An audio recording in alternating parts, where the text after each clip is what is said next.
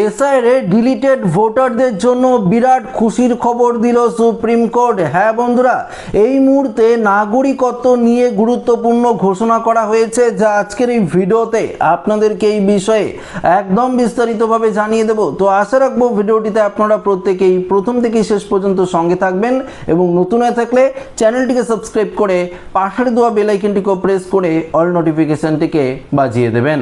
দেখুন বন্ধুরা, সব থেকে সমস্যায় পড়েছে সেই সমস্ত ব্যক্তিরা যাদের নাম এসআইআর থেকে ডিলিট হয়েছে। তারা দেখুন রেশন কার্ড হারাচ্ছে, রাজ্য সরকারের সমস্ত প্রকল্পের সুবিধাও তারা পাচ্ছে না। তো এই মুহূর্তে আপনাদের জন্য সব থেকে গুরুত্বপূর্ণ আপডেট রয়েছে, যেটা আপনারা জানলে কিছুটা অবশ্যই আপনারা খুশি হবেন। দেখুন এখানে পরিষ্কারভাবে জানিয়ে দিয়েছে, এখানে পরিষ্কার বলেছে এসআইআর ট্রাইব্যুনালের শুনানি প্রক্রিয়ায় আরও সুশৃঙ্খল করা হোক। যাদের নাম ভোটার তালিকা থেকে বাদ গিয়েছে তারা সরাসরি সুযোগ সুবিধা পেতে সমস্যায় পড়ছেন বলে অভিযোগ করেছে মামলাকারীরা। এসআইআর এর পর ভোটার তালিকা থেকে কারো নাম বাদ যাওয়া মানেই কি তিনি নাগরিকত্ব নন, এমনটা কিন্তু বলা যাবে না। শুক্রবার মৌখিকভাবে তা জানিয়ে দিল সুপ্রিম কোর্ট। শীর্ষ আদালতের প্রধান বিচারপতি সূর্যকান্তর বেঞ্চের মন্তব্য, বিহারের এসআইআর এর মামলার রায় এটি স্পষ্ট করা আছে। সেখানে বলা হয়েছে কারণ নাগরিকত্ব নির্ধারণের চূড়ান্ত অধিকার নির্বাচন কমিশনারের হাতে কিন্তু একেবারেই নেই। ফলে শুধুমাত্র ভোটার তালিকা থেকে নাম বাদ যাওয়ার ফলে কারো নাগরিকত্ব কেড়ে নেওয়া যেতে পারে না।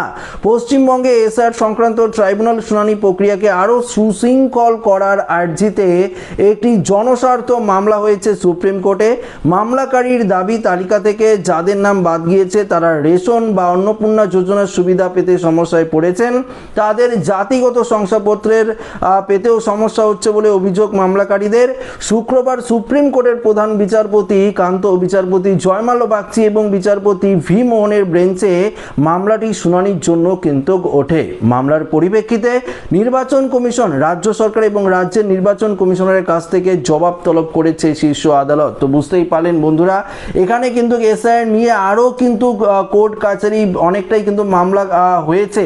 এবার কিন্তু দেখুন সব থেকে বেশি ক্ষেপে গিয়েছে জনসাধারণ, কেননা এসআইআর থেকে নাম ডিলিট হলেই তাদের রেশন কার্ড ডিলিট করে দেওয়া হচ্ছে, তাদের সমস্ত প্রকল্পের সুবিধা থেকে বঞ্চিত করে দেওয়া হচ্ছে। এই নিয়ে কিন্তু জনস্বার্থ একটি মামলা দায়ের করা হয়েছে।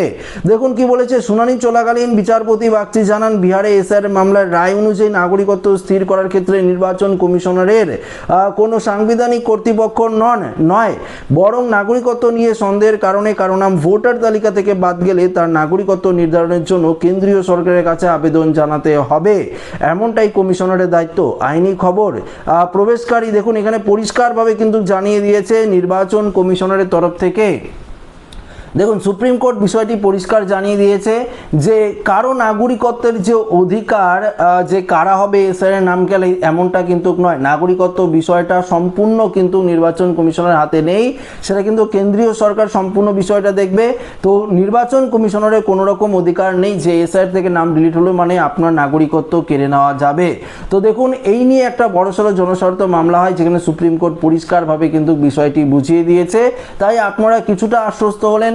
আপনাদের যদি ভোটার কার্ড ডিলিট হয়েছে মানে আপনারা ট্রাইব্যুনালে অনেকে আবেদন করেছেন, সেক্ষেত্রে আপনার রেশন কার্ডটি যদি বাতিল হয়ে যায় আপনারা কি করতে পারেন, ট্রাইব্যুনালের স্লিপটি রেশন কার্ডের জেরক্স নিয়ে আপনারা কিন্তু খাদ্য দপ্তরের যে অফিস রয়েছে, বিডিও অফিস রয়েছে, সেখানে গিয়ে কিন্তু আপনারা জমা করতে পারেন। তাহলে আপনার রেশনটিও চলবে, কেননা রাজ্য সরকারের তরফ থেকে ঘোষণা করা হয়েছে যারা ট্রাইব্যুনালে আবেদন রয়েছেন, যাদের নিষ্পত্তি এখনো হয়নি, যারা সিএতে আবেদন রয়েছেন এখনো নিষ্পত্তি হয়নি, তাদের ক্ষেত্রে কিন্তু এই সমস্ত সরকারি প্রকল্পের সুবিধা বা যেগুলো রেশন পাচ্ছেন সেগুলো আপনারা পাবেন। নিষ্পত্তি হওয়ার পর যদি ডিলিট হয়ে যায় তাহলে আপনারা কিন্তু সমস্ত সুযোগ সুবিধা হারাবেন, এটা রাজ্য সরকারের তরফ থেকে জানিয়ে দেওয়া হয়েছে।